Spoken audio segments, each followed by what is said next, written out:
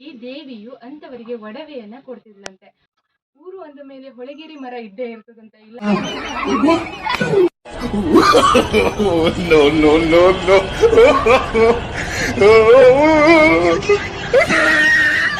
ಎಲ್ರಿಗೂ ನಮಸ್ಕಾರ. ನಾನು ನಿಮ್ಮ ಮೇಘ. ಇವತ್ತಿನ ಹೊಸ ವಿಡಿಯೋಗೆ ನಿಮಗೆಲ್ಲ ಆತ್ಮೀಯವಾದ ಸ್ವಾಗತ. ಇವತ್ತು ನಾವು ಬಂದಿರೋದು ಬಂಗಾರಮ್ಮ ದೇವಸ್ಥಾನ ಮಣ್ಕೋಣ್.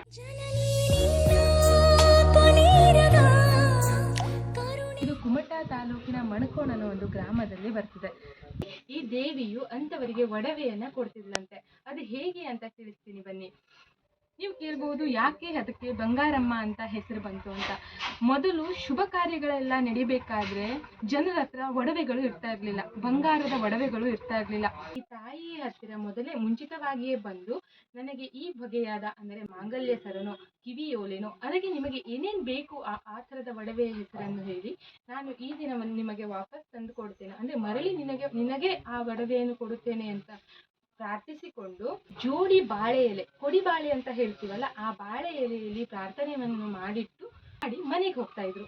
ನಾವೇನು ಹೇಳಿಕೆ ಮಾಡ್ಕೊಂಡಿರ್ತೀವಲ್ಲ ಅದರ ಮರುದಿನ ಬಂದು ನೋಡಿದಾಗ ನಾವೇನು ಹೇಳಿಕೆ ಮಾಡಿ ಹೋಗಿರ್ತೀವ, ಆ ಬಾಳೆ ಎಲೆ ಇಟ್ಟಿಟ್ಟು ಹೋಗಿರ್ತೀವಲ್ಲ ಅದರಲ್ಲಿ ನಮಗೆ ಏನೇನ್ ಬೇಕು ಅಂತ ಆಭರಣ ಏನೇನ್ ಬೇಕು ಅಂತ ಹೇಳಿರ್ತೀವೋ ಆ ಎಲ್ಲ ಆಭರಣ ಆ ಬಾಳೆ ಎಲೆಯಲ್ಲಿ ಇರ್ತಿತ್ತಂತೆ. ಇದೇ ತರ ತುಂಬಾ ವರ್ಷ ನಡೀತಾನೆ ಬಂತು. ಈಗ ನೀವು ಕೇಳ್ಬೋದು ಈಗಲೂ ಕೊಡ್ತದ ದೇವ್ರು ಅಂತ. ಆ ತರ ಕೊಡೋದಿಲ್ಲ. ಏನಕ್ಕಂದ್ರೆ ಇದು ಸ್ಟಾಪ್ ಮಾಡ್ಲಿಕ್ಕೂ ಅಂದ್ರೆ ಇದನ್ನ ಬಂಗಾರ ಕೊಡೋದು ನಿಲ್ಲಿಸ್ಲಿಕ್ಕೂ ಒಂದು ಕಾರಣ ಇದೆ. ಇದೇ ತರ ಎಲ್ಲರೂ ಅವರ ಸಮಾರಂಭಗಳಿಗೆ ಏನಾದ್ರೂ ಶುಭ ಸಂದರ್ಭಗಳಿಗೆ ತಗೊಂಡು ಹೋಗ್ತಾನೆ ಇದ್ರು, ತಂದು ಕೊಡ್ತಾನೆ ಇದ್ರು. ಬಂಗಾರ ಯಾಕೆ ಕೊಡಲ್ಲ, ಯಾಕೆ ನಿಲ್ಲಿಸ್ತು ದೇವ್ರು ಅಂತ ಹೇಳಿ ಮೊದ್ಲು ಹೇಳ್ಬಿಡ್ತೀನಿ. ಯಾರೋ ಒಬ್ರು ಇದೇ ತರ ಬೇಡಿಕೆ ಇಟ್ಟು ತಾಯಿ ನಿನಗೆ ಒಂದು 5 ದಿನ ಆದ್ಮೇಲೋ 10 ದಿನ ಆದ್ಮೇಲೋ ತಂದು ವಾಪಸ್ ಇಡ್ತೀನಿ ಅಂತ ಹೇಳಿ ಹೋದ್ರಂತೆ. ಲೆಕ್ಕ ದೇವರು 24 ಕ್ಯಾರೆಟ್ ಚಿನ್ನನೇ ಕೊಟ್ಟಿರ್ಬೇಕು. ಅದಕ್ಕೆ ಅವರು ಏನೇನ್ ತಗೊಂಡು ಹೋಗಿದ್ರಲ್ಲ ಅದನ್ನು ವಾಪಸ್ ತಂದೇ ಕೊಟ್ಟಿಲ್ಲ. ಹಾಗಾಗಿ ದೇವರಿಗೂ ಸಿಟ್ಟು ಬರುತ್ತೆ. ಈಗ ನಮ್ಮ ದುಡ್ಡು 100 ರೂಪಾಯಿ ಯಾರಾದ್ರೂ ಕೊಟ್ಟಿಲ್ಲ ಅಂದ್ರೆ ನಮ್ಗೆ ಸಿಟ್ಟು ಬರುತ್ತಲ್ಲ, ಹಾಗೆ ದೇವರಿಗೂ ಸಿಟ್ಟು ಬಂತಿರಬಹುದು. ಗೊತ್ತಿಲ್ಲ, ನಾನ್ ನಿಮ್ಗೆ ಹೇಳ್ತಿರೋದು, ಇಲ್ಲಿ ಕತೆ ಕೇಳ್ಕೊಂಡ್ ಬಂದು ನಿಮ್ಗೆ ಹೇಳ್ತಿರೋದು. ಹಾಗಾಗಿ ಅಲ್ಲಿಂದ ಬಂಗಾರನೇ ಕೊಡ್ತಿಲ್ವಂತೆ. ಇಲ್ಲಾಂದ್ರೆ ನಾವು ಸಹ ಬಳೆ ಬೇಕು, ಕಿವಿಯೋಲೆ ಬೇಕು ಅಂತ ಹೇಳ್ಬೋದಿತ್ತು. ಎನಿವೆ, ಈ ಬಂಗಾರಮ್ಮ ದೇವರು ಮೊದಲು ಕೊಡ್ತಾ ಇದ್ರಂತೆ. ಈಗ ಮನ್ಸು ಮಾಡಿ ಕೊಡಬಹುದು. ನಮ್ಮವರೆಲ್ಲ ಈಗ ಒಳ್ಳೆಯವ್ರು ಇದಾರಲ್ಲ, ಕೊಡಬಹುದು. ಊರು ಅಂದ ಮೇಲೆ ಹೊಳಗೇರಿ ಮರ ಇದ್ದೇ ಇರ್ತದಂತ. ಬಂಗಾರಮ್ಮ ತಾಯಿ ಚಿನ್ನ ಕೊಡ್ತಾಳೋ ಆಭರಣ ಕೊಡ್ತಾಳೋ ಇಲ್ಲ ನನಗೆ ಗೊತ್ತಿಲ್ಲ. ಆದ್ರೆ ಈ ವಿಡಿಯೋ ನೋಡ್ತಿದ್ದವ್ರು ಮಾತ್ರ ಲೈಕ್ ಆದ್ರೂ ಕೊಡ್ಬಹುದಲ್ಲ. ಸೊ ಬಂಗಾರಮ್ಮ ದೇವಸ್ಥಾನದಲ್ಲಿ ಯಾವಾಗ ಪೂಜೆ ನಡೀತದೆ ಅಂತ ನೀವು ಕೇಳಿದ್ರೆ, ಜನವರಿ 14 ಮಕರ ಸಂಕ್ರಾಂತಿಯ ದಿನ ರಾತ್ರಿ 9 ಗಂಟೆಗೆ ಇಲ್ಲಿ ಊರವರು ಸೇರಿ ಫಸ್ಟ್ ಬಂಗಾರಮ್ಮ ದೇವಿಗೆ ಏನಿದೆ ಊರವರ ಪೂಜೆ ನಡೀತದೆ. 14ನೇ ತಾರೀಕು ಊರವರು ಏನಿದ್ದಾರಲ್ಲ ಅವರು ಫಸ್ಟ್ ಪೂಜೆ ಮಾಡ್ತಾರೆ. ಆಮೇಲೆ ಮಾರನೇ ದಿನ ಅಂದ್ರೆ 15ನೇ ತಾರೀಕು ಏನಿರುತ್ತೆ ಮಕರ ಸಂಕ್ರಾಂತಿಯ ಮಾರನೇ ದಿನ ಈ ನಗಡೆ ಗ್ರಾಮದವರು ಬಂದು ಪೂಜೆಯನ್ನ ಸಲ್ಲಿಸ್ತಾರೆ. ಹಾಗೆ ಇಲ್ಲಿ ಸಂಕ್ರಾಂತಿ ಆದ ನಂತರ 1 ವಾರ ಕೂಡ ಪೂಜೆ ಇರ್ತದೆ. ಯಾಕಂದ್ರೆ ಹೊರಗಡೆ ಬರುವವರು ಸಂಕ್ರಾಂತಿ ಕೂಡ ಬರ್ಲಿಕ್ಕೆ ಆಗಿರಲ್ಲ. ಹಾಗಾಗಿ ಮಕರ ಸಂಕ್ರಾಂತಿ ಆದ ನಂತರ 1 ವಾರ ಕೂಡ ಇಲ್ಲಿ ಪೂಜೆ ನಡೀತದೆ. ಬಂಗಾರಮ್ಮ ದೇವಿ ಇಲ್ಲಿ ಊರವರಲ್ಲಿ ಒಂದು ವಾಡಿಕೆ ಇದೆ. ಮಕರ ಸಂಕ್ರಾಂತಿಯ ದಿನ ಊರವರ ಪೂಜೆ ಏನಾಗತ್ತಲ್ಲ, ಮಾರನೇ ದಿನ ಅವರು ಅಂದ್ರೆ ಹೆಣ್ಣು ಮಕ್ಕಳಂದ್ರೆ ಈಗ ಮದುವೆ ಮಾಡಿ ಕೊಟ್ಟ ಮೇಲೆ ಅವರು ಬೇರೆ ಗ್ರಾಮಕ್ಕೆ ಸೇರಿರ್ತಾರೆ. ಆ ಹೆಣ್ಣು ಮಕ್ಕಳು ಬೇರೆ ಗ್ರಾಮಕ್ಕೆ ಸೇರಿರುವ ಹೆಣ್ಣು ಮಕ್ಕಳು 15ನೇ ತಾರೀಕಿಗೆ ಪೂಜೆ ಕೊಡ್ಬೇಕಾಗಿರ್ತದೆ. ಆದ್ರೆ ಇಲ್ಲಿ ನಡೆದುಕೊಂಡ ರೀತಿ ರಿವಾಜುಗಳು ಕೆಲವೊಂದಿದೆ. ಈ ಮಣ್ಕೋಣ್ ಗ್ರಾಮದಿಂದ ಏನು ಮದುವೆ ಮಾಡಿ ಬೇರೆ ಗ್ರಾಮಗಳಿಗೆ ಕೊಡ್ತಾರಲ್ಲ, ಹೆಣ್ಣು ಮಕ್ಕಳನ್ನ ಮದುವೆ ಮಾಡಿ ಬೇರೆ ಗ್ರಾಮದವರಿಗೆ ಕೊಡ್ತಾರಲ್ಲ, ಅವರು 14ನೇ ತಾರೀಕಿನ ಸಂಜೆ ಅಮ್ಮನ ಮನೆಯಲ್ಲಿ ವಾಸವಿದ್ದು 1 ದಿನ ಹಾಲ್ಟ್ ಮಾಡಿ ಅಂದ್ರೆ ರಾತ್ರಿ ಅಲ್ಲೇ ವಾಸ್ತವ್ಯ ಹೂಡಿ ಮಾರನೇ ದಿನ ಬಂದು ತಾಯಿ ಹತ್ರ ಬಂದು ಪೂಜೆ ಮಾಡ್ಕೊಳ್ಬೇಕು ಅನ್ನೋ ಒಂದು ವಾಡಿಕೆ ಕೂಡ ಇದೆಯಂತೆ. ಈ ಬಂಗಾರಮ್ಮ ದೇವಿ ಏನಿದೆ ಇದು ಅಘನಾಶಿನಿ ನದಿಯ ತಟದಲ್ಲಿ ತನ್ನ ವಾಸ್ತವ್ಯವನ್ನು ಹೂಡಿದೆ.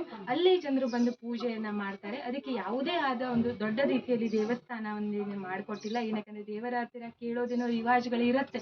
ಅಂದ್ರೆ ನಿಮಗೆ ದೇವಸ್ಥಾನನ ಕಟ್ಕೊಡ್ಬೇಕಾ ಏನು, ಅದು ಒಪ್ಪಿದ್ರೆ ಮಾತ್ರ ನಾವು ಕಟ್ಕೊಡ್ಬಹುದು. ಬಿಟ್ರೆ ಅದು ಬೇಡ, ನಾನು ಎಲ್ಲಿ ಬಂದಿದ್ದೀನೋ ಅಲ್ಲೇ ನಾನು ಇರ್ತೀನಿ, ನನಗೆ ದೇವಸ್ಥಾನದ ಅವಶ್ಯಕತೆ ಇಲ್ಲ, ದೊಡ್ಡ ಗುಡಿ ಅವಶ್ಯಕತೆ ಇಲ್ಲ ಅಂತ ಅಂದ್ಕೂಡಲೇ ನಾವೊಂದು ಕಟ್ಲಿಕ್ಕೂ ಕೂಡ ಸಾಧ್ಯ ಇಲ್ಲ. ಹಾಗೆ ಈ ದೇವರು ಕೂಡ ನದಿ ತಟದಲ್ಲೇ ತಾನು ಇರ್ತೀನಿ ಅಂತ ಹೇಳಿ ಇಲ್ಲೆಲ್ಲ ಹೇಳಿದಾಗ, ಅಂದ್ರೆ ನನಗೆ ಯಾವುದೇ ಗುಡಿ ಬೇಡ ಅಂತ ಹೇಳಿದಾಗ, ಸೊ ಇಲ್ಲಿ ಎಲ್ಲರೂ ಬಂದು ಈ ತಟದಲ್ಲೇ ಬಂದು ಒಂದು ಕಲ್ಲಿನ ವಿಗ್ರಹ ಇದೆ, ಅದಕ್ಕೆ ಬಂದು ಎಲ್ಲರೂ ಪೂಜೆ ಮಾಡ್ತಾರೆ.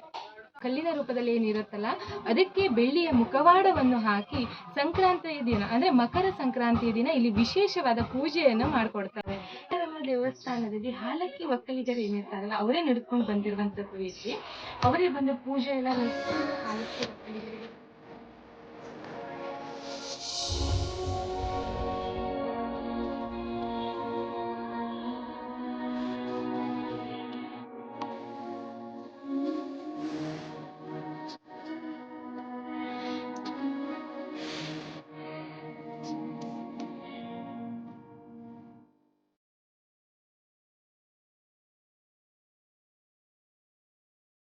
ನನಗೂ ಕೆಲವು ದೇವಸ್ಥಾನಗಳು ಗೊತ್ತಿದೆ, ಕೆಲವು ಗೊತ್ತಿಲ್ಲ.